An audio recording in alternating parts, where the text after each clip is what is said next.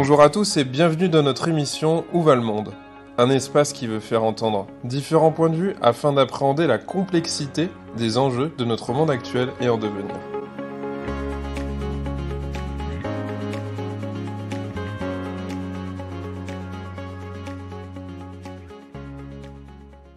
Bernard Michel, bonjour. Bonjour. On vous accueille aujourd'hui pour l'émission Où va le monde et c'est même vous qui nous accueillez dans les locaux où vous travaillez de Viparis. Pour commencer, je vais vous proposer de nous présenter qui vous êtes professionnellement et puis des éléments de votre parcours. Je sais qu'il est dense, mais vous arriverez certainement à faire une synthèse pertinente pour les auditeurs.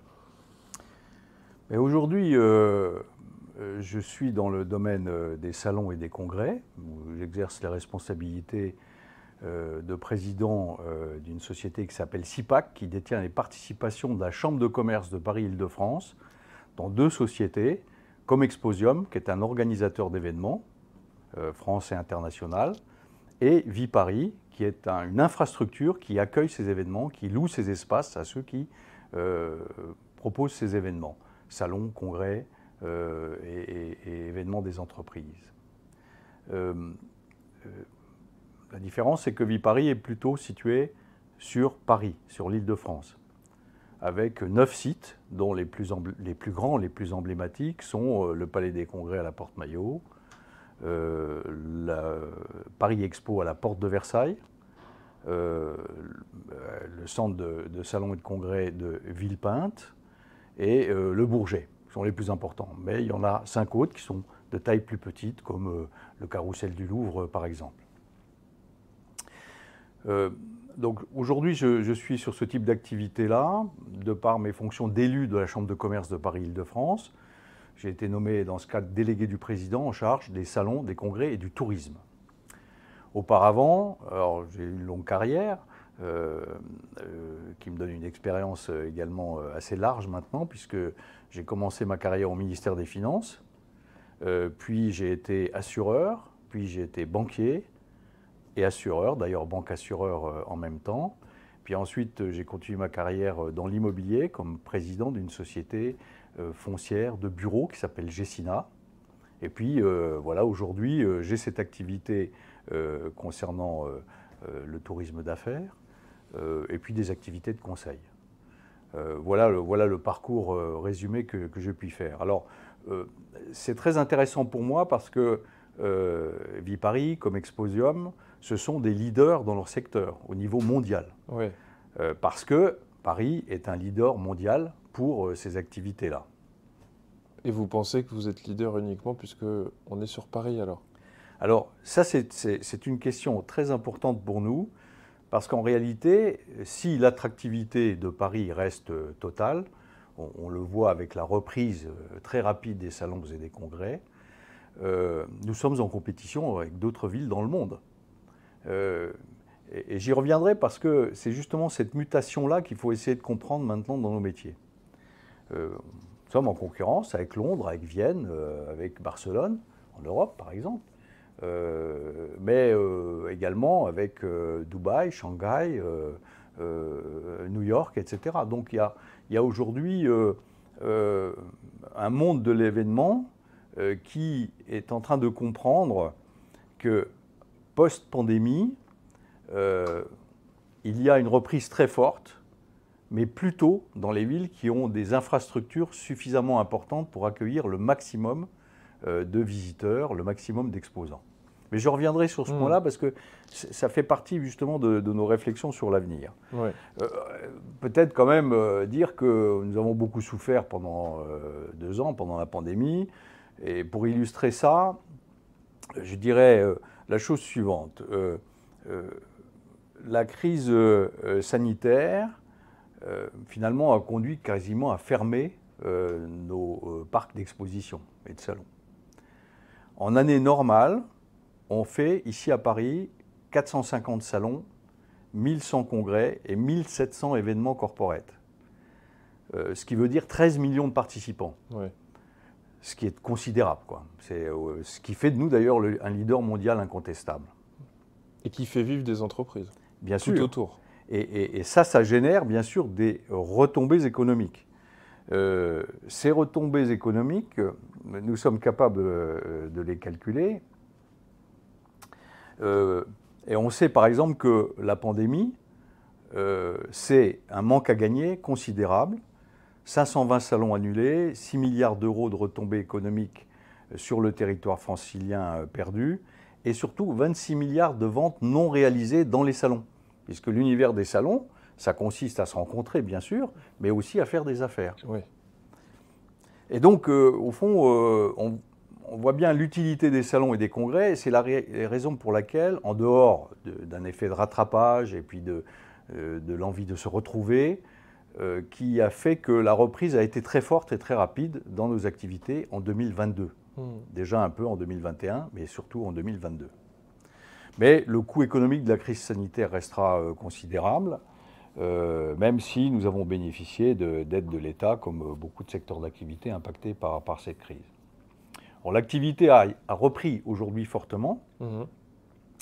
Tous les acteurs de notre monde et nos partenaires aussi, là je parle des transports aériens, des hôtels, des restaurants, vont connaître un chiffre d'affaires 2022, à mon avis, qui représentera entre 70 et 80% de 2019. D'accord. Donc la reprise est plutôt bonne, plutôt positive, et les perspectives pour les années à venir sont intéressantes, surtout avec la perspective des Jeux Olympiques en 2024. Alors ça veut dire aussi que, au-delà d'un phénomène de rattrapage, de besoin de se rencontrer pour faire des affaires, la situation est compliquée par un élément nouveau, qui est le contexte économique, l'inflation, le coût de l'énergie, tout ce qui résulte de la guerre en Ukraine. Donc ça, c'est quelque chose de nouveau pour nous, qu'il nous faut appréhender maintenant. Donc parcours quand même qui restera compliqué.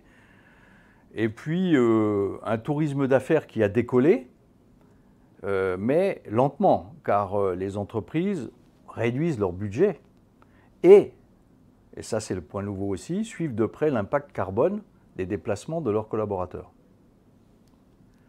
Parcours compliqué aussi parce que pour l'instant, la clientèle Asie-Pacifique ne peut pas voyager. Donc au fond,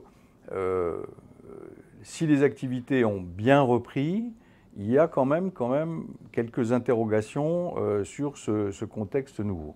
Il va falloir se réinventer en fait alors.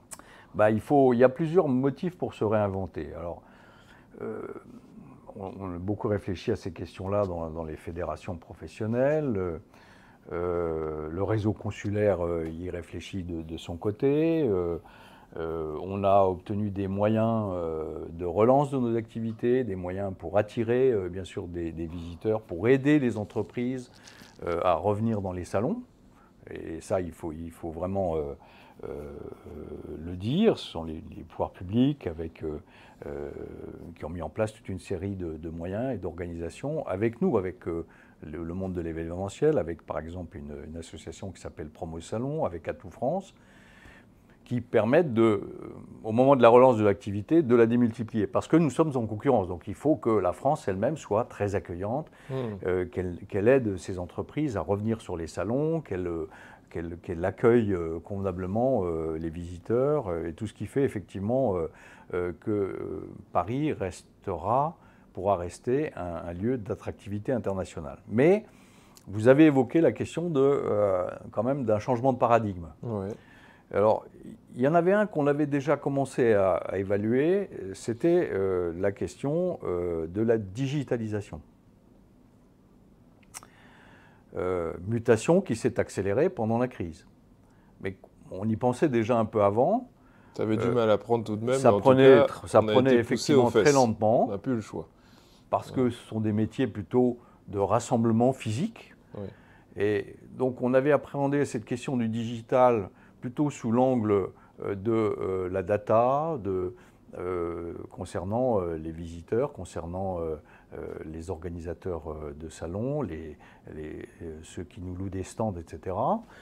Et puis la question de la fidélisation de la clientèle par l'utilisation justement de ces informations.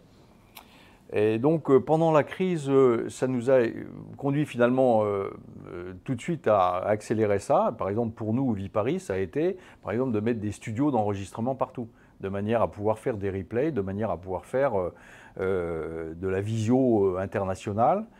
Et au fond, cet effort d'investissement-là, aujourd'hui, il a produit ses effets et il fait que quand on organise un salon ou un congrès, eh bien, on sait maintenant qu'il y aura du présentiel et du digital en même temps.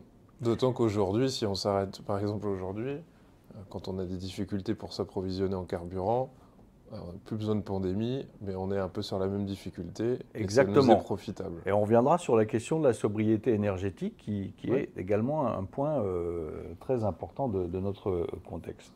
Mais au fond, la crise, elle nous a poussé à travailler l'alternative digitale, à hybrider les salons et les congrès, à en faire un format de fidélisation, de complément d'information, de mise en contact, de création de véritables communautés à partir d'un salon physique, créer la communauté virtuelle, et bien sûr avec des équipements qui ont beaucoup évolué. Alors après, une fois qu'on a dit ça, on sait que le digital renvoie au physique et réciproquement, qu'il faut développer les deux en même temps. Mais ça a créé également de nouvelles formes de rassemblement. On avait déjà les prémices de cette évolution avec des manifestations de e-sport. Donc on regarde finalement du digital, mais dans une salle où il y a un rassemblement physique. Et puis ensuite, on a ouvert, on a expérimenté les spectacles immersifs, et qui sont donc plus des salons, qui sont plus des congrès, qui sont des spectacles cette fois-ci, mais d'une nature différente. C'est par exemple la visite virtuelle de Notre-Dame de Paris dans l'espace qui est sous la Grande Arche à la Défense. C'est par exemple un spectacle immersif qui s'appelle Jam Capsule, qu'on a organisé à la porte de Versailles, pour les amateurs de culture, avec des spectacles culturels, mais totalement virtuels. Et donc on voit bien que ça transforme finalement, il restera toujours des événements physiques, mais ça transforme également le monde du spectacle, le monde du salon, au point que ça deviendra un élément de différenciation, y compris pour Paris, si nous y prenons bien, si nous continuons à investir dans ce domaine. Alors, il y a quand même un phénomène très intéressant, c'est que le digital, ça permet d'avoir une audience mondiale. Là, on avait plutôt des audiences internationales, mais locales. En clair, vous pouvez avoir un salon avec une audience de 50 000 personnes sur quelques jours, mais qui peut faire 1 million d'audiences internationales par le biais du digital. Donc au fond, je crois que nous avons pris la bonne direction en investissant dans ces domaines-là. Donc ça, l'hybridation entre le présentiel et le digital est une mutation fondamentale pour nos métiers. On pourrait voir aussi quand même un risque que on n'aurait plus envie d'aller à New York visiter Central Park, mais qu'on aille le visiter à Villepinte. Et que finalement, vous voyez ce que je veux dire? Oui, je vois bien. On pourrait appliquer toute la richesse même de la France, si vous voulez, si les gens étaient accros à ça, et être en immersion sur une île au Japon pour aller visiter la Tour Eiffel sans avoir besoin de venir. Je suis d'accord avec vous, mais même si ces spectacles sont très bien faits, ça rejoint sûrement la question des voyages d'affaires, en réalité. Je ne parle pas du tourisme proprement dit. Mais les voyages d'affaires, il y a une question qui se pose maintenant, et on commence à comprendre comment les entreprises ont trouvé des solutions. Bon, il y a moins de voyages d'affaires qu'avant. Réduction des budgets, impact carbone. Et meilleure utilisation de la visio et du digital, puisque maintenant tout le monde sait se servir de ces moyens-là. Et donc on voit, nous, qu'il y a moins d'événements, finalement, dans le monde, mais ce sont des événements qui sont concentrés seulement sur certaines grandes villes. D'accord. Pourquoi? Parce que pour éviter un certain nombre de voyages d'affaires, les visiteurs préfèrent maintenant venir à un seul endroit pour se retrouver pendant quelques jours tous ensemble. Donc ça économise des voyages. Mais ça permet de faire des affaires parce qu'on a quand même besoin de la présence physique pour faire une affaire. Et donc, au fond, on voit que l'un des atouts majeurs pour nous à Paris, c'est que nous avons des infrastructures de taille internationale mondiale. On peut organiser à la porte de Versailles un congrès de 15 000 personnes. Par exemple, le cas des grands congrès de médecins. On a les espaces suffisants pour organiser des congrès de taille très importante sur Paris, ce qui n'est pas forcément le cas d'autres villes dans le monde. Mais donc ça veut dire que les organisateurs d'événements, aujourd'hui, constatent qu'il y a peut-être moins de grands événements, mais plus importants, et dans des villes qui disposent des infrastructures nécessaires, et c'est le cas de Paris. Et ce qu'on comprend maintenant, c'est que ça répond aussi à l'enjeu d'impact carbone, d'une certaine manière. Et donc ça veut dire aussi qu'il faut continuer à améliorer nos équipements à Paris et dans la région parisienne. Au fond, le digital et ça nous rend confiants dans l'avenir. Pour Paris, en plus, les Jeux Olympiques en 2024 vont être un moment très important, justement, de rassemblement international. Tout concorde bien, si je comprends bien, parce que moi j'ai une petite question depuis tout à l'heure qui me vient beaucoup, c'est, vous avez évoqué à 2 reprises, je crois, et j'ai trouvé ça très intéressant, la différence entre Paris et d'autres grandes villes dans le monde. Je me suis demandé si la France, et en tout cas, et aussi Paris, arrivait de manière cohérente à bien s'aligner pour relancer le tourisme. Il y a aussi les questions par rapport au Grand Paris. Je me suis demandé si parfois ça n'était pas en contradiction avec vos besoins en termes de développement et de redéveloppement du tourisme. Est-ce que vous pensez que si on devait comparer Paris à d'autres villes dans le monde, Paris se situe dans une politique assez logique, cohérente, congruente pour pouvoir redémarrer, ou est-ce qu'elle est prise par des paradoxes? Il y a des progrès à faire. Ouais. Bon, bien sûr, l'atout de Paris, c'est son patrimoine, l'art de vivre français, une forme de dynamisme touristique qui fait que les visiteurs, des voyages d'affaires ont quand même envie de revenir à Paris. Ça reste une petite ville. Mais avec des infrastructures, aéroports ou de transport qui sont assez considérables et des infrastructures pour accueillir les congressistes qui ont des tailles mondiales. Les progrès, c'est l'accueil, c'est les aéroports, c'est les transports. Et c'est vrai que le Grand Paris Express est un enjeu, y compris très important pour nous. Alors, évidemment... et vous en dépendez, en fait. Et non, on en dépend. Par exemple, on en dépend pour améliorer la situation à Villepinte, où on attend l'arrivée de la ligne 17, et oui. qui a été encore retardée au-delà des Jeux Olympiques. Et depuis longtemps. Voilà. Mais le jour où il y aura une station de la ligne 17 à Villepinte, à ce moment-là, il y aura sûrement un fort développement, c'est déjà le cas aujourd'hui, mais un plus fort développement de notre parc des expositions de Villepinte. Donc nous sommes dépendants effectivement des décisions des pouvoirs publics et nous travaillons avec les autres partenaires. Donc là, je parle des grands magasins, je parle du comité régional du tourisme, je parle d'Aéroports de Paris, je parle bien sûr de la RATP, de la SNCF, etc., pour essayer d'améliorer la situation. Il y a des progrès à faire, c'est certain. D'autres villes sont très bien équipées. Nous avons aujourd'hui des améliorations potentielles très fortes en vue des Jeux Olympiques, donc pour nous c'est un objectif en soi, et donc nous espérons que ce sera justement le déclenchement d'un effort d'investissement considérable qui produira ses effets en 2024 et au-delà, très clairement. Mais du coup, effectivement, vous avez raison de dire que tout va dépendre de la capacité de notre métropole, Paris, région parisienne, au-delà de sa notoriété naturelle, d'améliorer le service rendu aux visiteurs. Il est clair pour moi que il y a un besoin d'échange dans le monde entier, de recherche, d'échange de capitaux, etc., de voyage d'affaires, du coup, qui conduiront toujours un certain nombre de visiteurs à venir à Paris. On le voit dans nos équipements aujourd'hui. Mais il faut améliorer le service. Et ça, ce n'est pas que le digital, c'est également l'accueil, le transport, l'information qu'on donne à quelqu'un qui n'est jamais venu à Paris, etc. L'organisation de visites au-delà de la session du congrès auquel on vient assister.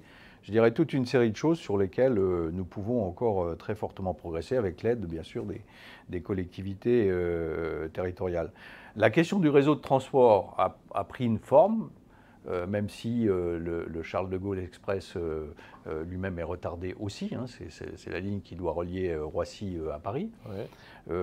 Mais bon, au c'est une fond, grande mécanique, ou quand même, si à un moment donné un maillon a du voilà. mal à prendre. Mais tous ces maillons-là, normalement, sont financés, donc on devrait y arriver. Donc, en perspective, je reste optimiste. C'est un peu l'analyse que nous faisons avec la Chambre de commerce. Ça arrivera quoi qu'il arrive. Après, la question de la livraison, un peu comme dans le BTP, voilà. on peut pas être sûr. Là, nous sommes dépendants effectivement de délais sur des questions d'infrastructure qui ne sont pas forcément très faciles à mettre en œuvre. J'aimerais bien rebondir sur un point. Mais c'est une question, oui. je vais conclure là-dessus, c'est oui. une question de classe mondiale. Il faut qu'on ait des aéroports de classe mondiale, mais aussi des infrastructures de congrès de classe mondiale et de salons de classe mondiale. Il faut aussi qu'on ait des transports de classe mondiale. Si on veut, en tant que ville-monde, continuer à conserver notre niveau d'attractivité. Oui, j'entends bien. Vous avez évoqué les JO. Oui, là, par exemple, c'est un bel exemple où il y a une date qui est posée. Donc, quand ça va commencer, il faudra que tout le monde soit prêt. Et moi, les échos que j'ai pu avoir de quelques chefs d'entreprise, c'est la difficulté de recrutement qui serait très importante et qui mettrait en tension beaucoup de gens, se demandant si on va pouvoir assurer un service propre, digne de ce nom. Qu'est-ce que vous en voyez, vous, de votre fenêtre? Qu'est-ce que vous pouvez nous en dire? Parce que la date est proche, finalement. La date s'approche. Il nous faut tous nous mobiliser. Ouais. On aura le souci des transports qui va revenir. Peut-on recevoir les gens? Les sujets que j'ai évoqués. Exactement. Mais également le problème de recrutement pour nos hôtels, pour l'accueil, pour ceux qui... Et nous avons tous... Il en est où, alors, ce recrutement? Qu'est-ce que vous pouvez nous en dire? Parce que moi, je suis très curieux de cette question depuis quelques temps. C'est que j'ai l'impression d'entendre à tous les niveaux de la société des difficultés de recrutement, du diplômé au moins diplômé. On a du mal à recruter dans nos métiers. Ouais. C'est le cas aussi de l'hôtellerie, des restaurants. Ouais. J'ai l'impression partout. Voilà. Partout peut-être, mais notamment dans ces métiers-là, parce que ce sont des métiers qui nécessitent à la fois une forte mobilisation et avec un travail souvent le week-end, les soirs, etc. Et cet été, on l'a entendu. On a eu cette question-là pendant l'été, avec des restaurants qui ne pouvaient même pas ouvrir à cause de ça. Donc c'est vrai que cette question-là doit être traitée. Alors tout le monde y travaille activement parce qu'il faut maintenant se mobiliser très vite pour réussir les Jeux Olympiques. Alors nous sommes mobilisés déjà parce que nous allons louer un certain nombre d'espaces à la Porte de Versailles, au Bourget, au Palais des Congrès de la Porte-Maillot pour les Jeux Olympiques, pour des épreuves, pour le CIO, pour la presse, etc. Donc nous savons déjà qu'il y a un effort à faire et donc nous sommes en période de recrutement pour faire face. Mais nous savons bien que nous et nos partenaires avons aujourd'hui du mal à recruter. Ça pose la question des salaires dans ce type de profession. Ça pose la question aussi de la motivation. Il est clair que le monde de l'événementiel est un monde qui travaille le soir, la nuit, les week-ends. Hein. Et donc, et puis ça peut être attendu et plaisant pour les gens qui y vont. Hein. Ça rejoint les aspirations des salariés à avoir un équilibre entre la vie professionnelle et la vie personnelle. Hein. Il faut arriver à gérer ces questions-là. Et c'est vrai que sur des événements, en présence physique, le télétravail, ça ne marche pas, quoi, hein, sauf sur les fonctions support. Mais dans nos espaces, il faut être physiquement présent pour accueillir les personnes. À la différence que là, vous parlez de l'accord entre vie privée et vie professionnelle, mais on est On est sur de l'événementiel, donc quand ça dure 3 semaines, un mois, Voilà. c'est plus la même chose que quand vous faites ça pour les 20 ans de carrière, quoi. Je suis d'accord, Bon. je suis d'accord. Mais ça, c'est un sujet beaucoup plus général, Ouais. effectivement, avec la question de comment, qui est d'une nature différente de celle qu'on discute Ouais. là, qui est de comment rapprocher le travail du domicile. Exactement. Hein. Et ça, moi, j'y crois profondément. Moi, je pense qu'il faut absolument revitaliser les centres-villes, les villes moyennes, en y remettant de l'activité, en décentralisant des activités qui sont trop centralisées à Paris, et bien sûr en construisant les logements qu'il faut pour que les personnes puissent éviter des temps de transport assez considérables. Si on revenait un peu sur le recrutement, vous avez des idées, des stratégies, un plan de bataille un peu pour endiguer cette difficulté? Alors nous, notre plan de bataille essaye de correspondre justement à l'idée d'attirer des talents et de ne pas perdre les talents dont nous disposons. Et nous, ce sont des recrutements plutôt de salariés jeunes. Ouais.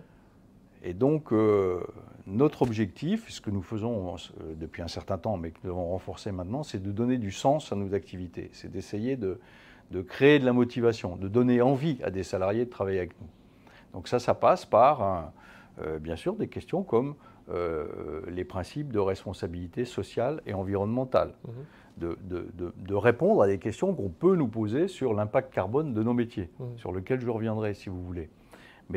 Et donc de redonner du sens à nos activités. Alors, la chance que nous avons, c'est que les salariés qui souhaitent travailler dans notre monde de l'événementiel sont des salariés qui ont envie de vivre dans un monde du travail dynamique, où il se passe des choses, des événements tous les jours, de la circulation des personnes, de l'accueil, des questions d'organisation, etc. Donc déjà, de par leur métier, ils ont le goût d'une certaine vibration. Mais en même temps, il faut leur expliquer aussi que, c'est le cas de Viparis, c'est le cas de Comexposium, que nous veillons maintenant aussi à notre empreinte carbone, que nous avons des principes d'équilibre en matière de parité, en matière de diversité, en matière environnementale, que nous avons des bons principes de gouvernance, etc. Des choses qu'on connaît, que beaucoup d'entreprises mettent en œuvre, mais qui sont à renforcer clairement maintenant et qui deviennent un atout pour les recrutements.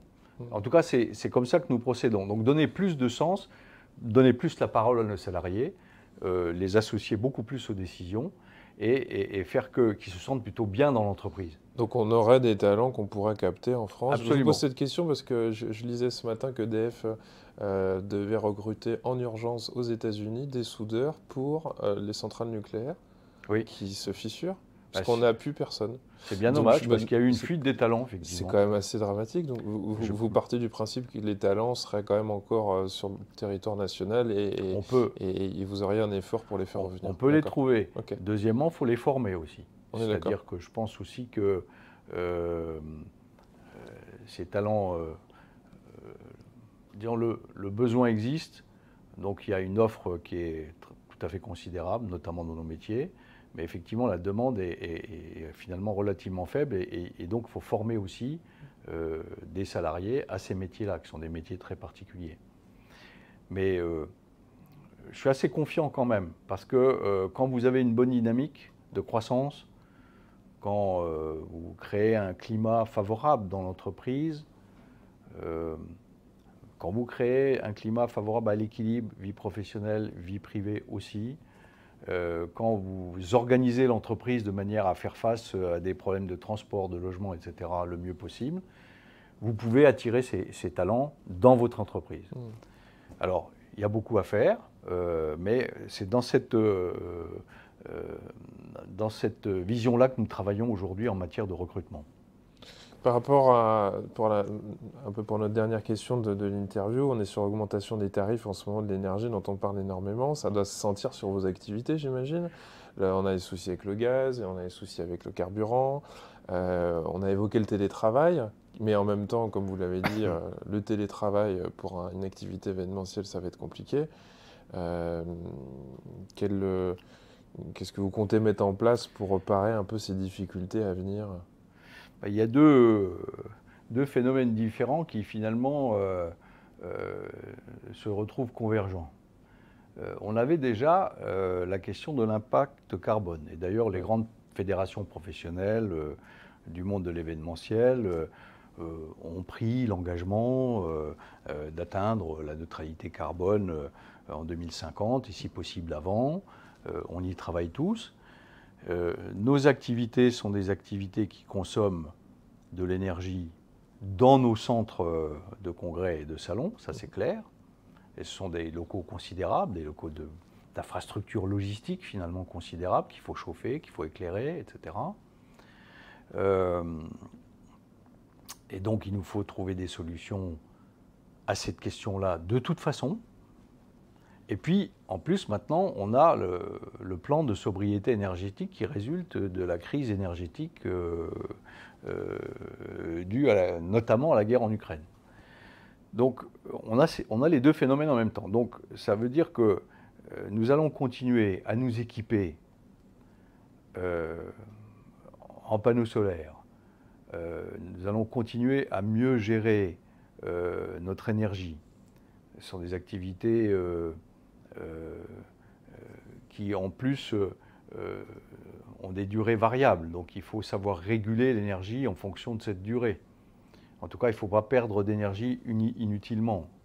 Ce sont aussi des activités où il faut toujours intégrer la question du transport, mais qui ne dépend pas que de nous. Lui, pour le coup, il dépend des visiteurs qui viennent dans nos infrastructures, mais c'est une part très importante du bilan carbone d'un congrès ou d'un salon. Donc à la fois travailler avec les organisateurs d'événements, travailler avec les visiteurs pour qu'ils aient un comportement plus responsable, plus durable, ça c'est clair. Diminuer la consommation énergétique en faisant appel et faire appel à des énergies alternatives, c'est les points sur lesquels nous travaillons. Et là maintenant, avec le plan de sobriété énergétique, il nous faut aller très vite quand même pour faire des économies d'énergie immédiates. Donc ça concerne tous les professionnels de la logistique d'ailleurs. Il est clair que les mesures qui sont à notre portée, si on veut être pragmatique, sont finalement assez simples. Baisser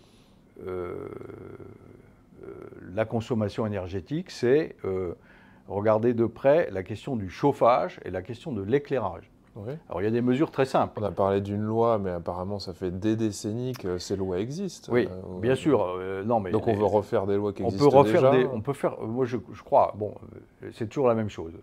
La loi arrive souvent au moment où le problème est déjà patent et où les entreprises ont déjà commencé à réfléchir à la question. Bon, maintenant, s'il faut des lois, il y aura des lois. Il y en a déjà. Hein, la RE de 2020. Il y a toute une série de lois qui, dans le monde de l'immobilier, fixent des règles. Mais pour ce qui nous concerne dans notre monde, vous voyez, je vais prendre quelques exemples. L'éclairage des sites. Simplement, nous portons une attention beaucoup plus grande maintenant à quelle heure nous fermons l'éclairage des sites et à quelle heure nous l'ouvrons. Ça peut être 1 heure avant l'événement et la fermeture 2 heures après la fin de l'événement. Mais ça consiste à mettre en place une régulation électrique et d'ailleurs thermique en même temps, qui évite de consommer de l'énergie, par exemple la nuit ou au moment où il n'y a pas d'événement. Donc ça, nous y prêtons une attention beaucoup plus importante qu'avant, c'est clair. Après, il y a aussi dans notre monde tout ce qui concerne la restauration, les chambres froides, les stands. Et donc tout ça, c'est du réglage fin, les ballons d'eau chaude. Donc ça, c'est du réglage fin que nous allons faire maintenant, parce qu'il y a des capteurs maintenant qui nous permettent de le faire de manière plus précise. C'est le cas aussi du monde du bureau, où il y a aujourd'hui moyen de réduire très rapidement finalement la consommation énergétique. Et donc l'accélération de la réduction de notre empreinte carbone, elle va se faire aussi de par des comportements finalement assez pragmatiques, de fermeture du chauffage, de fermeture de l'éclairage, et je veux dire en veillant un peu plus à économiser de l'énergie immédiatement, là où nous avons des grands programmes qui nous permettront de toute façon de faire face à la crise climatique d'une manière ou d'une autre. Bernard Michel, pour terminer, la dernière question rituelle, qui est le titre de l'émission. Selon vous, où va le monde? Alors, nous avons changé de paradigme, hein. Il y a un monde qui était très mondialisé, avec des échanges internationaux, avec, je dirais, l'idée euh, que ces échanges permettront d'accroître le développement économique. On sent bien que, avec ces crises successives, les États se recroquevillent sur eux-mêmes. Et donc, il faut retrouver un nouvel équilibre où, où on continue quand même à avoir des échanges multilatéraux, mais en prêtant un peu plus attention à ce qui se passe sur le plan local. Et ça veut dire prêter une attention plus grande, bien sûr, à la question économique au plan local, réindustrialiser, ce sont des thèmes très importants, être moins dépendant d'autres pays pour notre consommation courante, acheter plus local, ce qui correspond également à la question de l'impact carbone. Et puis, moi je dirais, il y a un enjeu majeur, c'est de recréer du lien social dans nos villes, dans nos quartiers, dans les petites villes périurbaines, où on a perdu finalement une partie de notre activité, et où il faut recréer du travail, de l'activité, des loisirs, de manière à faire que on puisse, c'est déjà le cas d'ailleurs, on voit qu'il y a un certain nombre de salariés qui maintenant désirent travailler dans des villes à taille humaine, à échelle humaine. Et même de grandes sociétés qui ne restent pas à Paris et qui vont se délocaliser dans des grandes villes en province maintenant. Et donc, je crois qu'il y a un enjeu quand même de recréer du lien social et donc de rebâtir finalement un pacte social qui redonne à un pays comme la France, je dirais, à la fois sa notoriété, mais également sa motivation. Et la motivation, ça passe par un projet, un vrai projet collectif. Et ça passe sûrement par des échanges qu'on a perdu un peu de vue. Le digital, quelque part, a créé un contexte compliqué où on peut se réfugier dans le digital pour éviter finalement la vie réelle. Il faut revenir maintenant, grâce au digital, dans la vie réelle. Bernard Michel, je vous remercie d'avoir répondu à nos questions et pour la générosité de vos réponses. Merci, à bientôt.